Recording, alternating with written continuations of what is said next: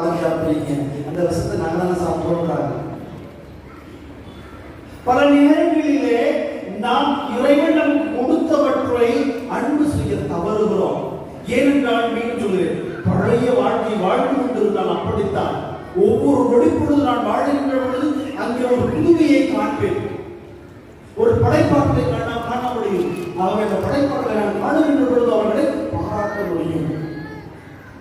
இதுதான் கிறிஸ்துவை ஆடையாக அணிந்து என்பது அர்த்தம். குறைகளை தகர்த்தி விட்டு ஆண்டவர் குறைகளை பார்க்கிறார், ஆனால் அதை பற்றி பெருசா பேசல. அவருடைய நிறைகளை சுட்டி காட்டுகிறார். அவர்கள் வளர்வதற்கான கேள்விகளை எழுப்புகிறார். அடுத்த கட்டத்தை நோக்கி செல்வதற்கான ஒரு களத்தை உருவாக்குகிறார். நம் குடும்பத்தில் அப்படி ஒரு நிலை நிலவுகிறதா? நற்கருணை என்று நாங்கள் அமைச்சர் வாங்க போறது கிடையாது.